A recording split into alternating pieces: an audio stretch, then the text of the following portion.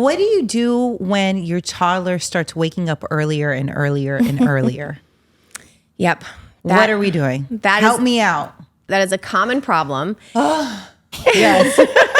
That's why I let Amara sleep till midnight, because she'll sleep till 9. Just in case anyone's curious, we're like, all right, if the later you sleep, I've heard that, but I don't know if that works. See, I don't know. Bad, but that doesn't always work though. Sometimes that for backfires on you. For us, it works. She gets up at 9, no earlier, maybe 8:30. But if she's sleeping at 11 or 12. Well, here's the thing. So she'll sleep till then. Well, okay. So we want her to be getting like 10 to 12 hours of sleep. So even though she's sleeping from 12 to 9, that's still not enough. Yeah, you're right. I mean, that's certainly, we want everything to be earlier. Of course. A great schedule for her would be like 7:30 to 6:30. Oh, 6:30. Okay. Yeah. So 11 hours of sleep. Okay. Maybe. Okay. 8.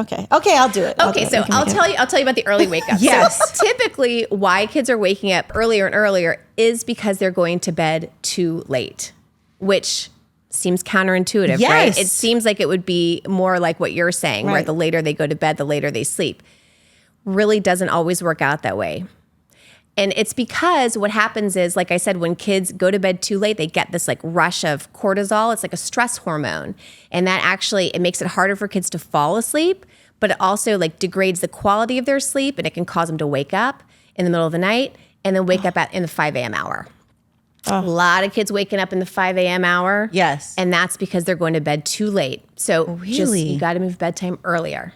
And so is it moving it up 15 minutes, 30 minutes, or does it all depend? It depends on the age. It depends on if they're napping. But I mean, for kids really under the age of 6, we want them to be asleep by 8.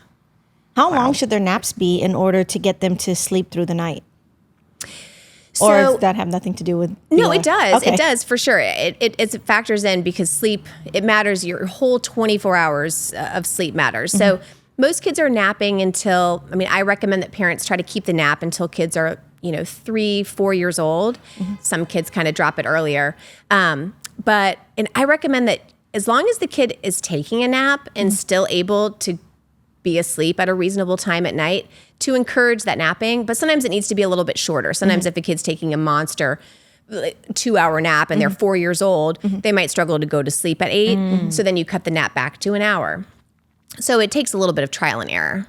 What are your tips for when they do start waking up in the middle of the night? Like, what is your suggestion to get them to go back to sleep and stay asleep so that you don't have to keep coming in there? Yeah. Or not come in there. I don't know what the... Right. Okay. So it's a great question. And so the answer is we have to look at what's happening in the middle of the night. So your question is like a totally valid one. Like, what do we do when they're waking up in the middle of the night? But the important thing to realize is that their sleep, it's their sleep and their behaviors, which is the wake ups, but it's also how you as the parent are responding to that. So like, for example, let's back it up to bedtime. Like, if your child is used to you falling asleep with them in their bed, or like, maybe you lay with them for a few minutes, they fall asleep, and then you sneak out, which is really common.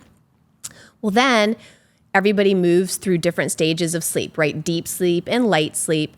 So your child at some point in the middle of the night is going to move into a lighter stage of sleep, and they're going to realize that you're gone. And guess what? They don't know how to fall asleep without you, because you've been laying with them for so then they have to come find you to get that same situation, get you back in there so they can get back to sleep. So the best way to prevent your kid from waking up in the middle of the night is start with bedtime and work on them falling asleep independently at bedtime. That's like the key. So at 2 or 3 years old, let's say you've already been sleeping next to them or helping them go to sleep, what are your tips on how to break the that cycle? Break that habit, the cycle, so that the baby or the toddler or 2, 3, 4-year-old can now fall asleep on their own without me being there till midnight with her. I like how we went from how does someone to... Let's keep it real. I'm talking about me. Yes. We are doing one-on-one sleep coaching today. No. So this is really what I help. This is exactly what I teach families how to do. So I have designed what's called the REST method.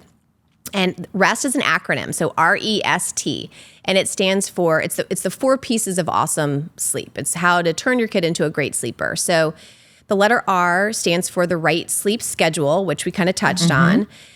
E stands for excellent bedtime routine, which we also touched on because kids are creatures of habit, right?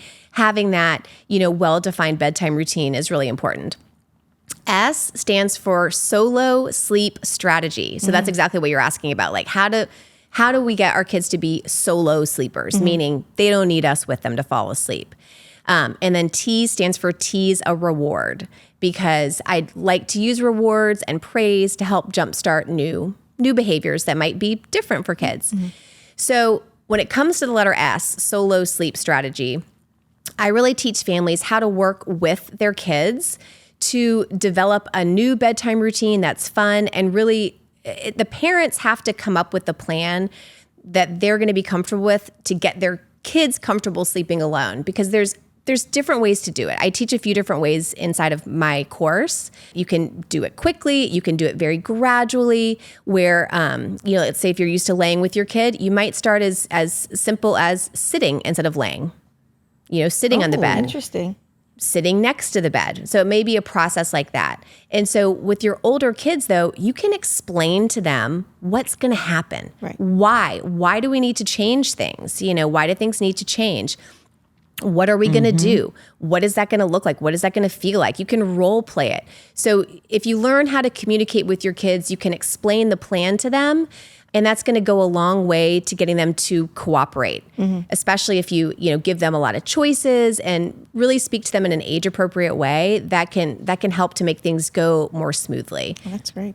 But yeah, there's many different ways to do it. It kind of depends on the family, the sleep situation that you've been in. But with like a co-sleeping situation, like you guys have been doing, I recommend that families just take it really slow and gradual. And the goal is to help build up your kids' confidence and independence, right? Because we want them to grow up to be self-reliant, confident, independent little people. But they're gonna pick up on that from us too. So we've got to do our good job of involving them, listening to them, hearing them, and then cheering them on. I know you can do this. I am so confident in you. Really building up their confidence is important. I love that.